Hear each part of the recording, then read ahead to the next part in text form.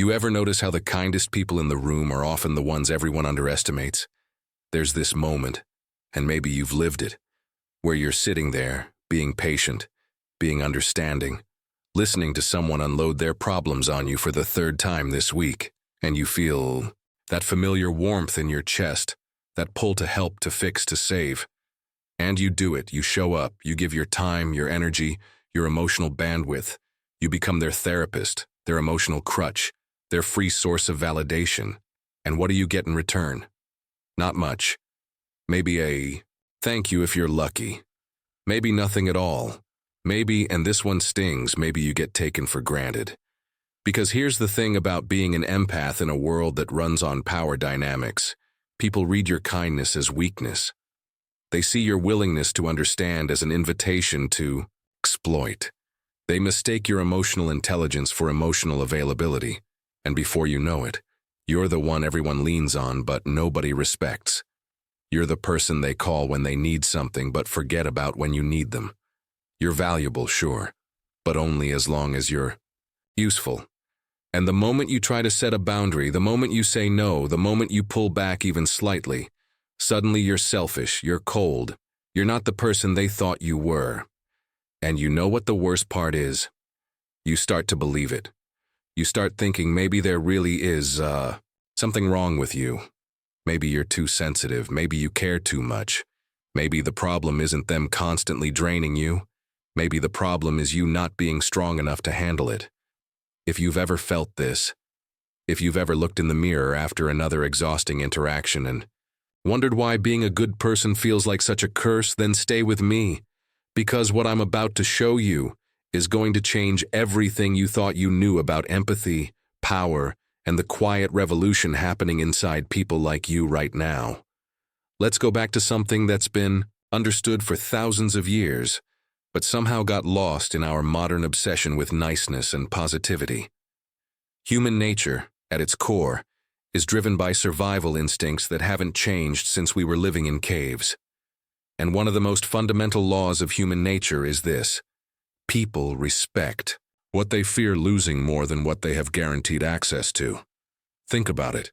When you're always available, always understanding, always ready to forgive and accommodate, what are you teaching people about your value? You're teaching them that you're a constant. You're teaching them that no matter how they treat you, you'll still be there. And human beings, whether they realize it or not, stop cherishing what they can take for granted. This isn't cruelty. This is just nature. This is the same mechanism that makes us value water only when the well runs dry, that makes us appreciate health only when we get sick, that makes us miss someone only after they're gone. Empaths, with all their beautiful capacity for understanding and compassion, often make one critical mistake. They think that by giving more, by being more understanding, by absorbing more of other people's pain, they'll eventually earn the respect and reciprocity they deserve. But human nature doesn't work that way. The more you give without requiring anything in return, the less valuable you become in the eyes of those around you. Not because they're evil, but because you're violating a fundamental principle of perceived value. Scarcity creates value. Abundance creates complacency. Now, before you think I'm telling you to become cold or shut down your empathy entirely, let me be clear. Your empathy isn't the problem. Your empathy is actually your greatest weapon.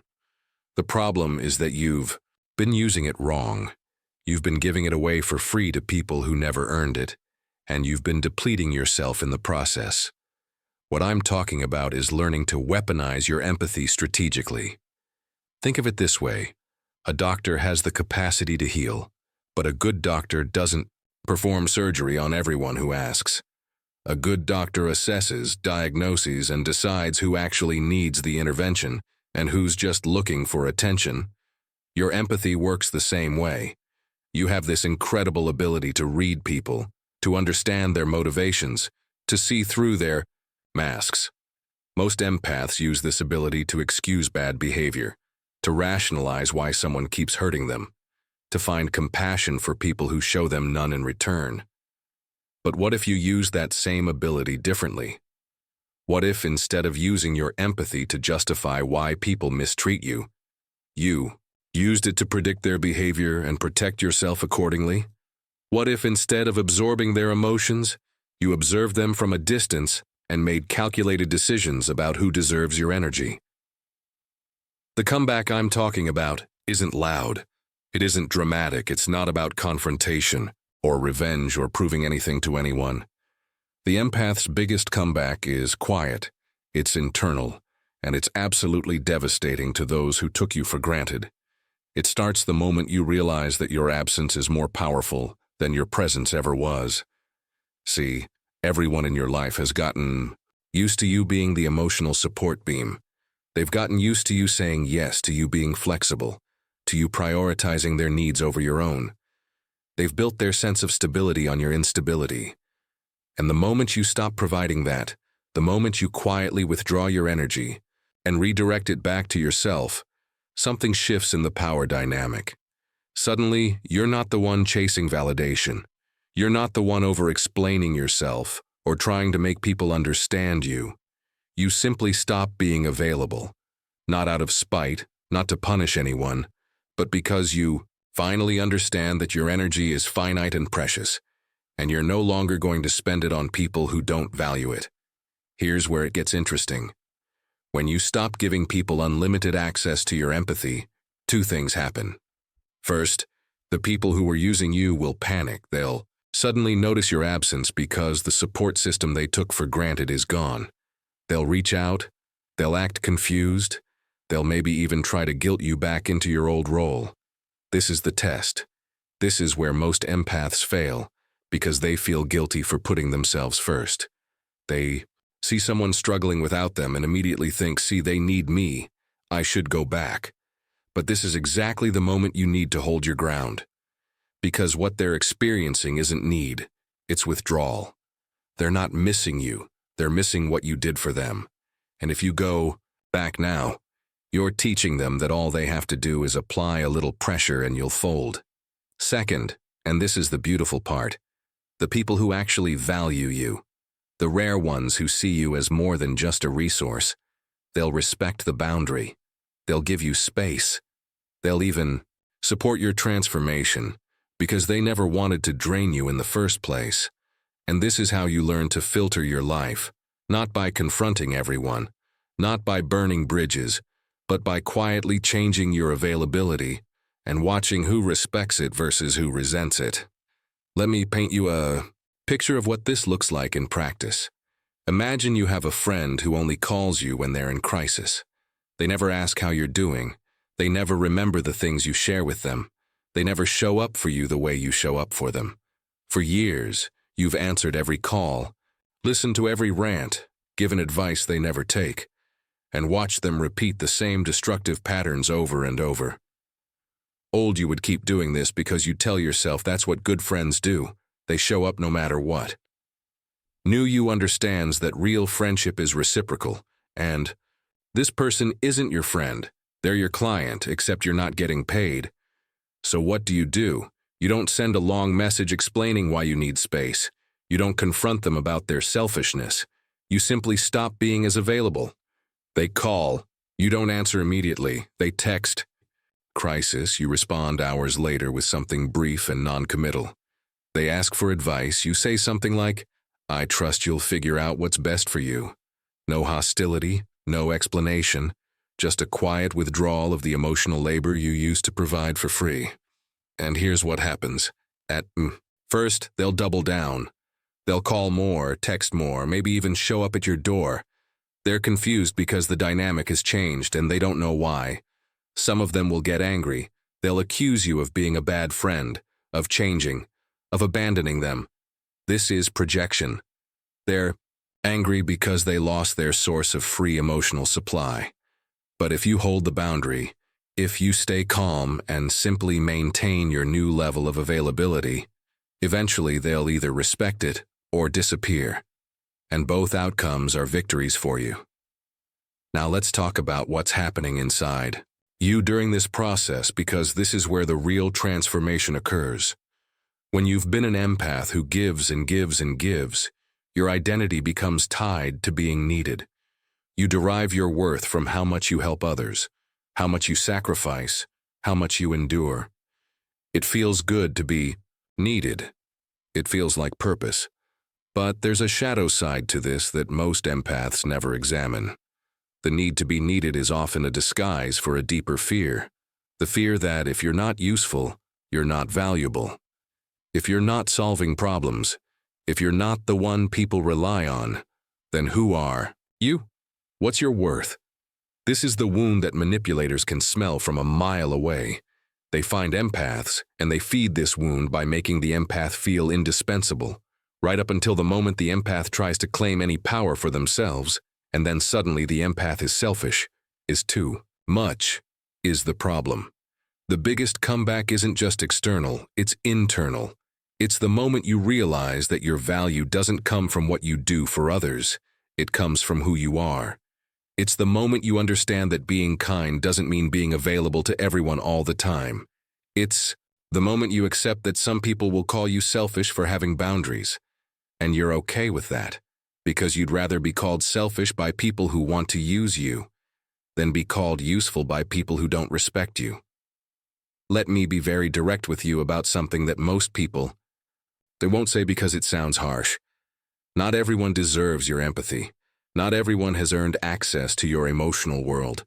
Not everyone who asks for your help actually wants to change. Most of them just want someone to manage their emotions for them, so they don't have to do the hard work themselves. And every minute you spend trying to save someone who doesn't want to be saved is a minute you're stealing from yourself, from your own growth, from your own peace, from the people who actually do value you.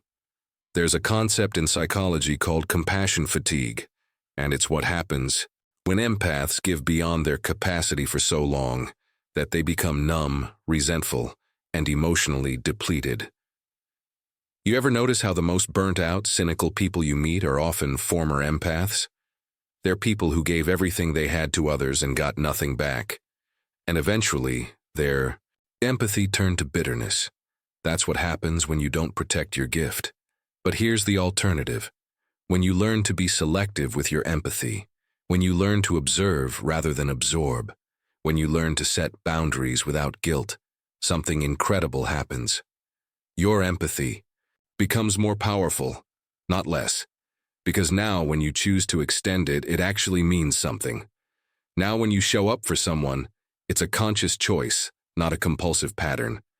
Now when you help, you're operating from a place of strength and overflow, not from depletion and need. Before we continue, I need to ask you something, and I want you to be completely honest with yourself.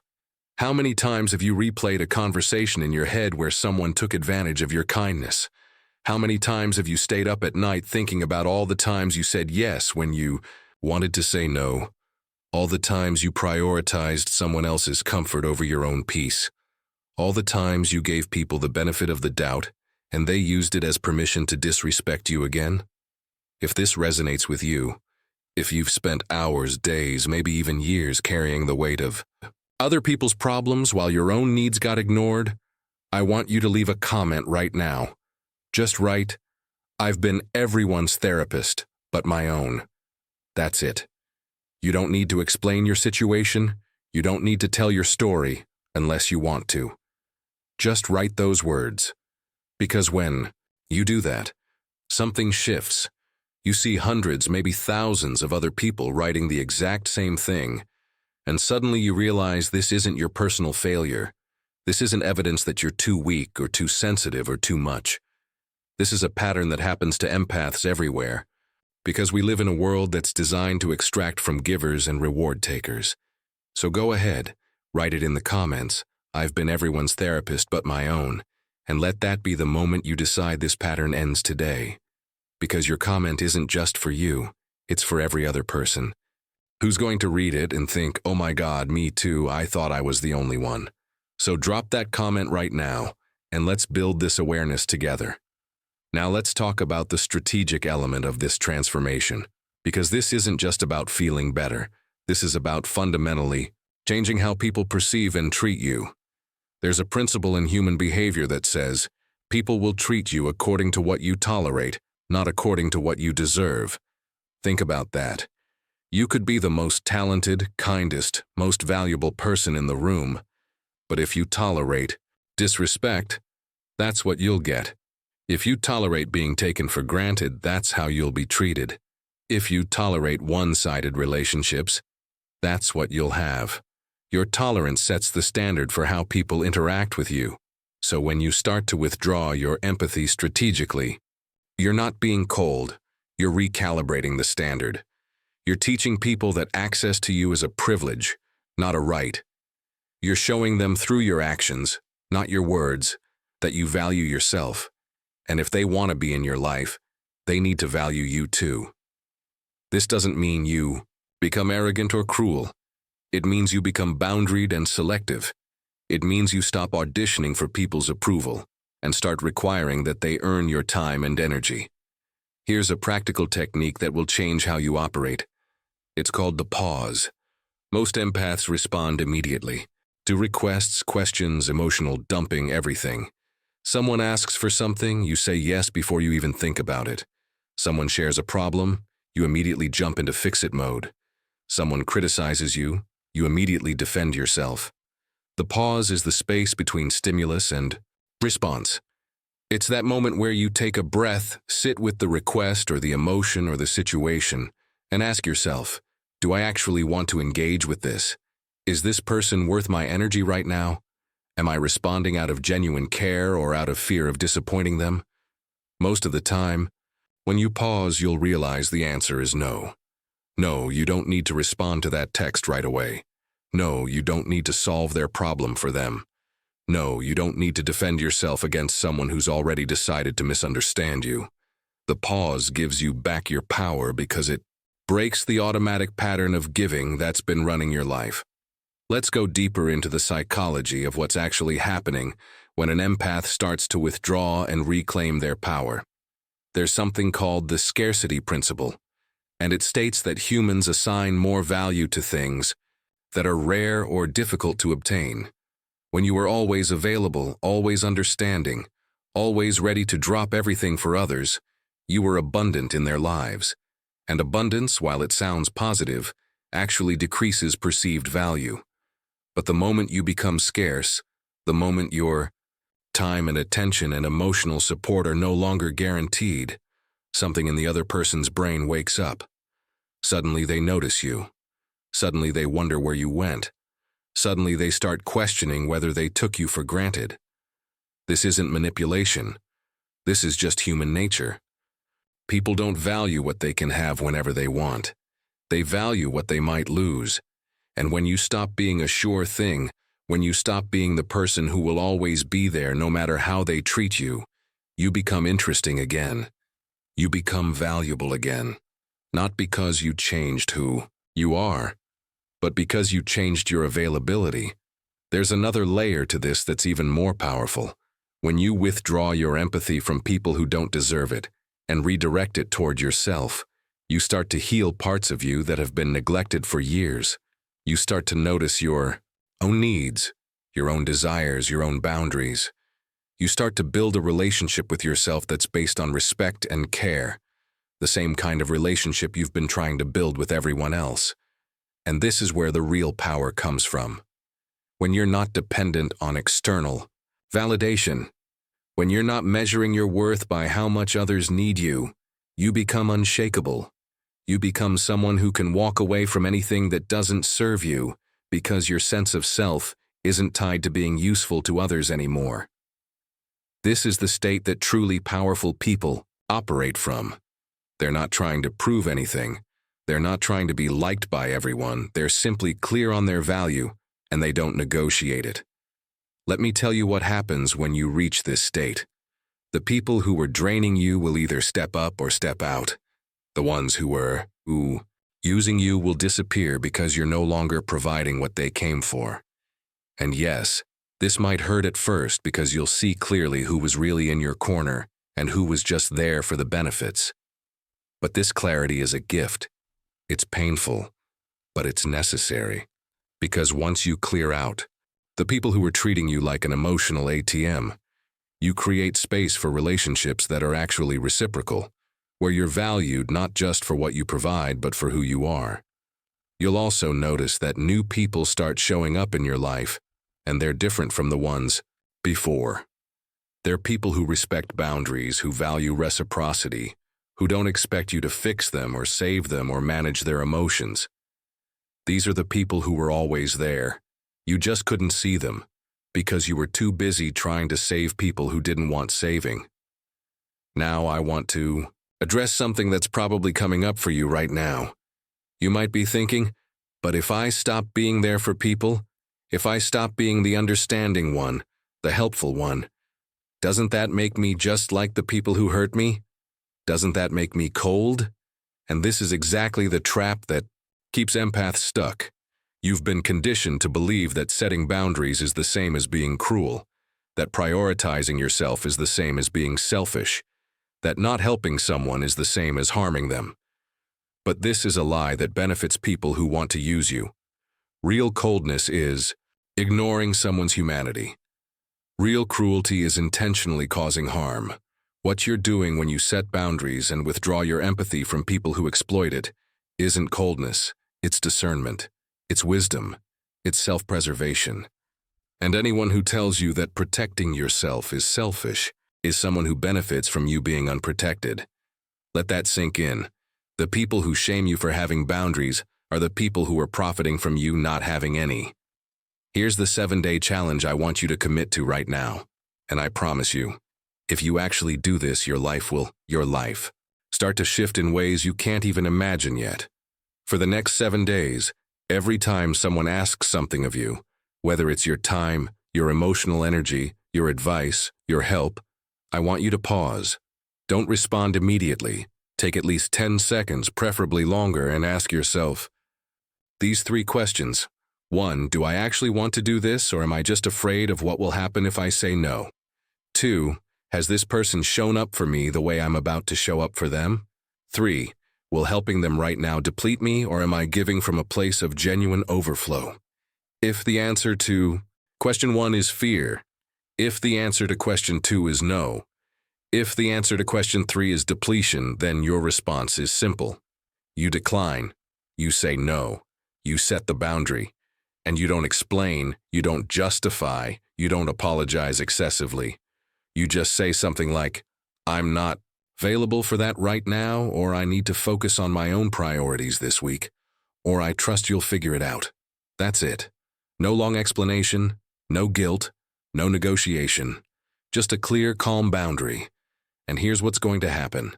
Some people are going to be upset. Some people are going to push back. Some people are going to call you selfish or accuse you of changing. And every single one of those reactions is going to show you exactly who was in your life for the right reasons and who wasn't. The people who respect your boundary are the ones worth keeping. The people who punish you for it are the ones you needed to let go of anyway. Do this for 7 days and watch how different your life feels. If you made it all the way to the end of this video, it means something in here resonated with you on a deep level. And I want you to know that what you're feeling right now, that mix of validation and maybe a little bit of fear about actually implementing these changes, that's completely normal. You've been operating one way for so long that the idea of changing it feels almost impossible. But here's the truth. You're not broken. You're not too sensitive. You're not too much or too little. You're an empath who's been giving your gift to people who didn't deserve it, and now you're learning to reclaim it. That's not a character flaw. That's growth. That's power. That's the comeback. This channel exists for people like you, people who are tired of being treated like doormats, people who are ready to learn how to operate strategically in a world that will take everything you give and ask for more. Every single week I bring you content like this, real psychology, real strategy, no fluff, no toxic positivity, just the truth about how human nature works and how you can use that knowledge to protect yourself and build a life where you're respected, not just liked. If that's what you want, if you're ready to stop being everyone's emotional support and start being your own priority, then subscribe to this channel right now. Hit that red button, turn on notifications, because every video is another piece of the puzzle, another tool you can use to take your power back And if this video helped you, if you felt seen or understood or like finally someone gets it, leave a like so more people who need this message can find it. I'll see you in the next one. And remember, your empathy is not your weakness. It's your weapon. You've just been aiming it at the wrong people.